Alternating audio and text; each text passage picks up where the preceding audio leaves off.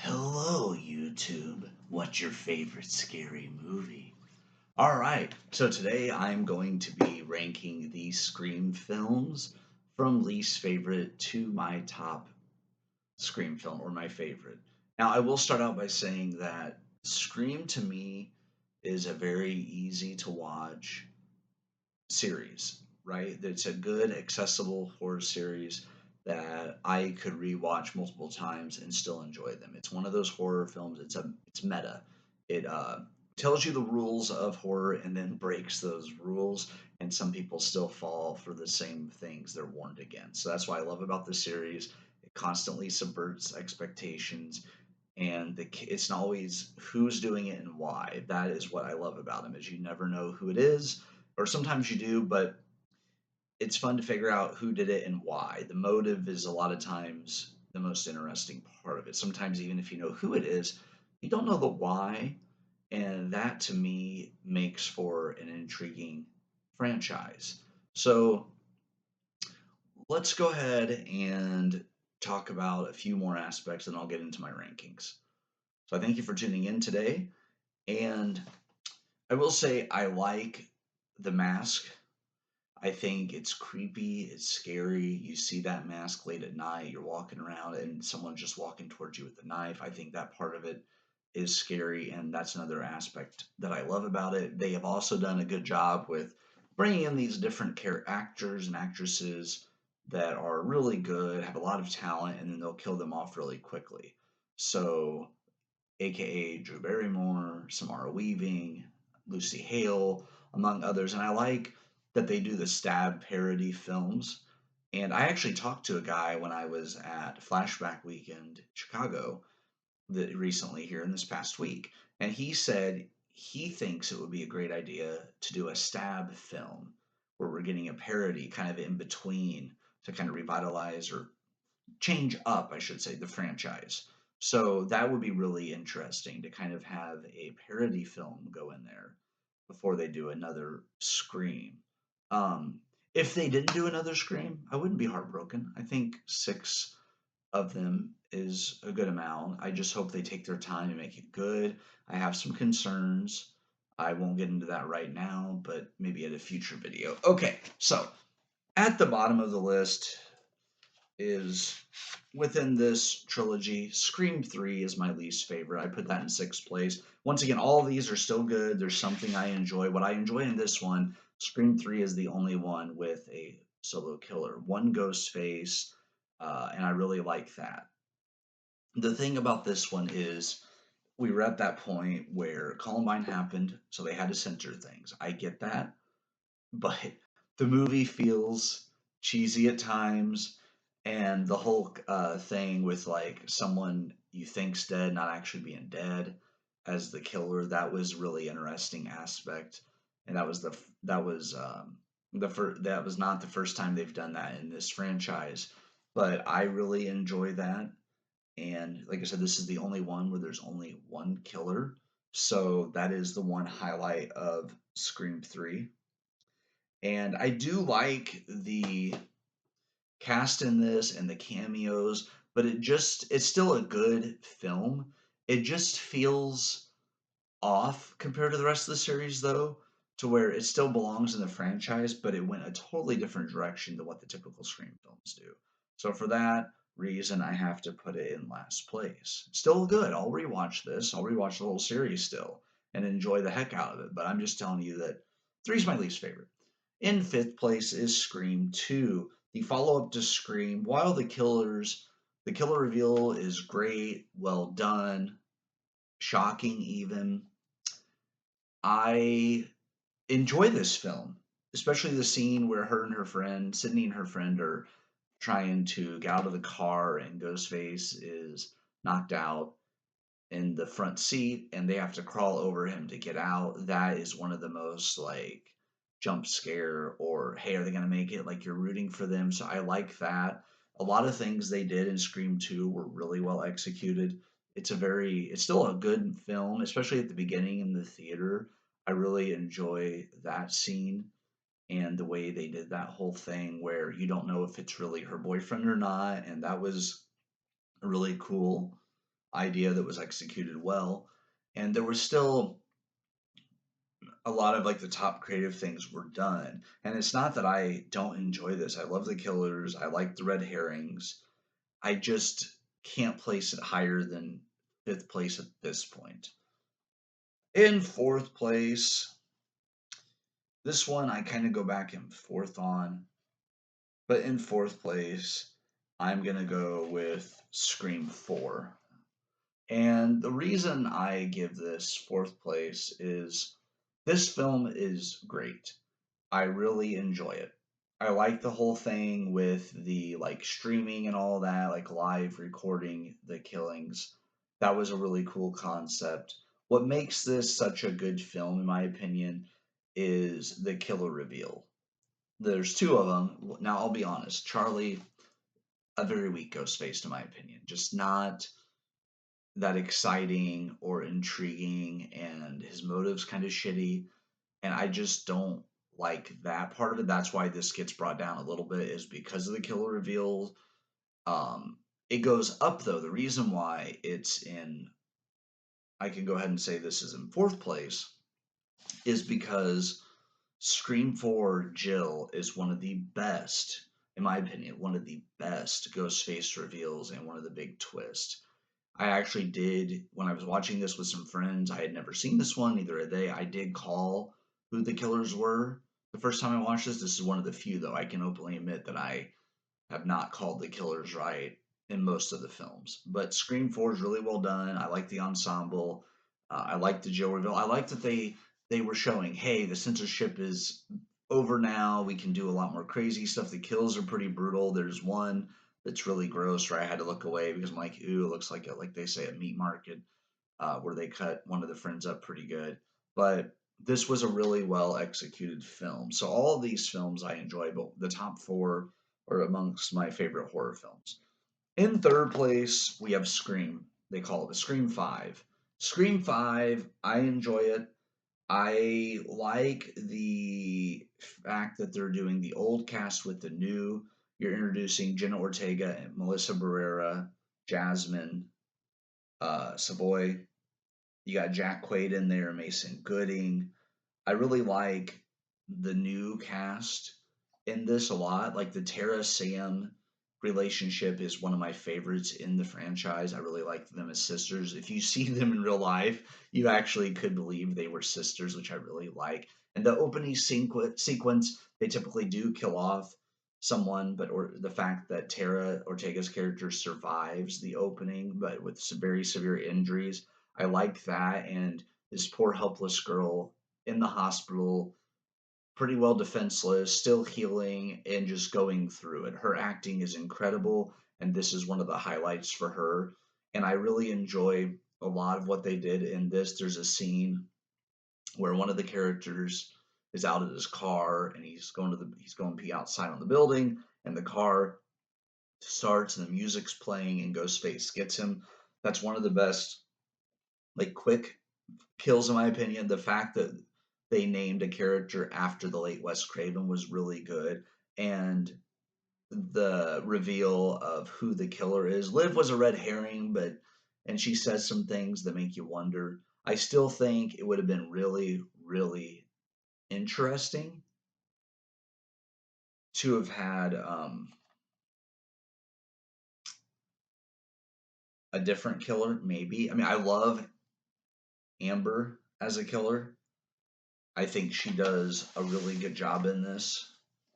Amber is one of like the way they did it, she seemed suspicious, of course, throughout the film, but I like whenever they finally do the reveal because it's between two characters who you think's Ghostface and the way they did it. So Mikey Madison is Amber Freeman, great.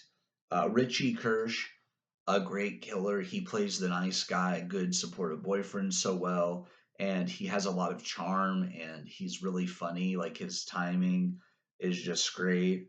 You had Wes, who I liked, but what would have been to me the most interesting killer in this return would have been Mindy.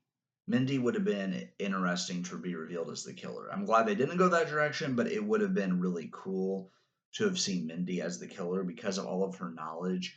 But given how they went with the continuation of six, I'm glad they didn't do that. We get the demise of Dewey. Um, it's at the point where I don't like it, but at the same time, I get it because with all the injuries he has and him getting older, it's hard to believe him as the hero that just won't die kind of thing. So I think that is one thing. It ups the stakes and actually feels like it matters. And the Dewey Gale strained relationship where they were together and they weren't, I really enjoy that. Sydney being forced back into this because of what's happened with Dewey and just the way they did this story, I thought it was executed well. And then the flashbacks of Billy Loomis and the reveal of who her daughter is. And Melissa Barrera as Sam, let's just face it, she plays characters that are layered really, really well. And I really enjoy that. So that is why Scream 5 is in third place. Now we go to my top two. I go back and forth on this for different reasons, and I'll tell you why. Scream 1 and 6, to me, depending on the day, I could rotate between first and second place. But today, I'm going to give the original Scream second place. I'll tell you why. I really like the first Scream. Billy and Stu as the killer duo was incredible. I like that Randy was a good red herring and they got it right the first time. Tatum in the garage door scene is iconic. Oh no, please don't kill me, Mr. Ghostface. I want to be in the sequel. That's an iconic line.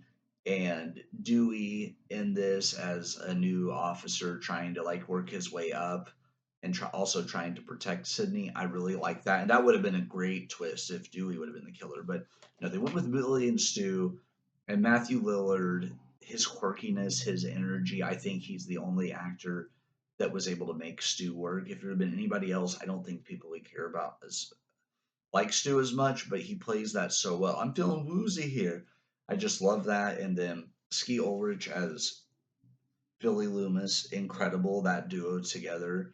And I really enjoy the hell out of the original. It really changed horror and the opening with Drew Barrymore, one of the most iconic and probably the most iconic opening in the Scream franchise. I would put Tara as second best for an opening. But yeah, I definitely love this opening because you see the stakes are high, that they are willing to take a big name and kill them off right during the opening. I absolutely love that because when you see Drew Barrymore, you think she's going to be a main character, and then no, gotcha. Nev Campbell is actually our main character. So Sydney, Gale, and Dewey are our three main, and then Randy, of course, the lovable movie nerd. And the scene where he's like, "Never say I'll be right back because you won't be," and then Stu says that, and everyone's like, "Oh!" So I really love that whole movie, and I love that they revisited that in Scream 5, that they went back to the house. In first place, Scream 6, and here it is. I got the 4K on this one. I wanted to get the Steelbook, but they had sold out, and I wish I would have gotten it. I think there was one place where I had seen it, and I just thought, I'll wait. And then I ended up regretting it because, yeah, it wasn't good. Kirby returning from Scream 4 was great. And yes, the killer reveal. I thought Kirby was the killer. I fell for the red herring guys. I really did. I thought Kirby was the killer with the way they built her up and her being dismissed and all that. I thought that was going to be it. But here's the reason why this is number one for me. I have a few reasons. When you have a franchise that's been going on for a while, at times it's hard to do something different and keep it fresh. And they realized for Scream 6, they needed to do something new. They needed to do something different. So the fact that they went to New York was great. Loved it. The the two scenes to me that stand out the most, the apartment sequence, that whole part of the movie was really well executed. They said they spent quite a bit of time on that, and you can tell it because it's not rushed. It's really well done. In Scream 6, you're rooting for Mindy's girlfriend to make it out. I thought she was a character that could have been utilized more, but the way they did that was perfect, and that was really cool. And then the subway sequence where they're out, there's been Halloween parties, and there are so many references to horror films. I know I missed out on a lot of them, and I know there's a lot that because I'm still kind of new to horror. There's a lot that I did not catch just because I have not seen a lot of the films or shows or whatever portrayed. So I didn't get a lot of the references. That's okay though. But what I love about this, they freshen it up. They put them in New York. The ghost face kills are brutal. You have the knife kills. You have the gun kills. The fact that Ghostface can wield a gun. So whenever he wields the gun the way he does, right there, I'm thinking military or police officer. Good red herrings in this film. The Ghostface reveal, I couldn't figure out who it was. Was it a bit underwhelming? Maybe. Were they the best Ghostface? No, but the kills are more brutal. They freshen it up. But what makes this stand out to me, Gale returns. Sydney's not in it, which we got a little bit of a break to where I think now the fans want Sydney back. And there were some disputes, of course. There have been in this franchise quite a few recently. And to me, the highlight of this film that makes number one is the core four. I freaking love the core four. Love it. It was cheesy, yes, but incredible. And then throw Kirby in there, you have an iconic group in Gale. But I love that the stakes were high. Gale was almost killed, and they were able to do a movie where they didn't have to kill off any legacy characters, but still made it feel fresh without having to kill off any of the fan favorites because there's only so many characters left at this point. But Sam, her layered character and the story of will she or won't she become a serial killer? They're teasing that throughout the film. I love that aspect, and that made for better character work and storytelling. Of course, I'm a big Ortega fan. Tara in this one, instead of being defenseless and always injured, Tara's fighting back. So I love the dynamic of even though Sam's been through hell, Tara is backing her up and trying. She's really pushing to get back to a normal life, but she's kind of not acknowledging the trauma because she says she doesn't want that to define the rest of her life and she wants to live her life. So I like that Sam and Tara both react to the trauma differently. And then Mindy and Chad, them living together with them and like all being together. I really like Mindy and Chad and the Chad Tara relationship. I really enjoy that a lot of. I really thought they did a great job of making you want to root for that couple to work. Mindy, poor Mindy, can't catch a break. They kill off her girlfriend, who is absolutely adorable. Annika, those two together were really cute, and I thought there was a lot of potential there with her as a character. And then the new boyfriend of Sam's, I really thought he was a good red herring, and I liked that they didn't make the love interest be the killer two movies in a row. And then they did a whole fake death thing. You had Kirby as another red herring. This movie just freshened up the franchise. And the ending now that we know Sam and Tara are not going to be in the next one, when she drops the mask, that's actually the perfect ending to the franchise, in my opinion.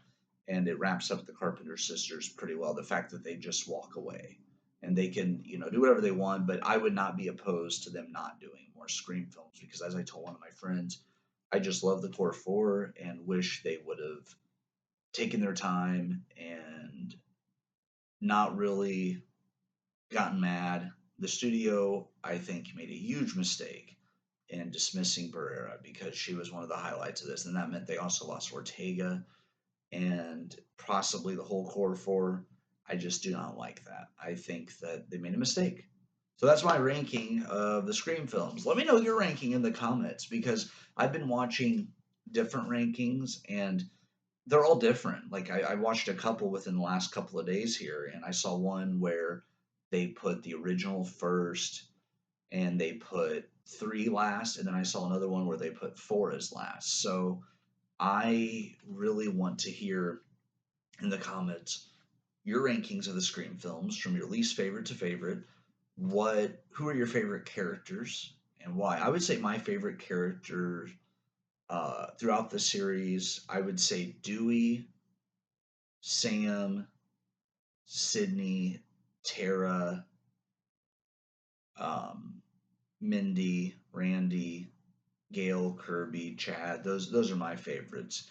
And for sure, Dewey is still my favorite of the whole series, but Sam's probably a close second just because of the layers of that character. She has a pretty complex character, and these layers of she has this dark side of who her father is, but then she also has the good side of her, that Tara keeps the darkness at bay.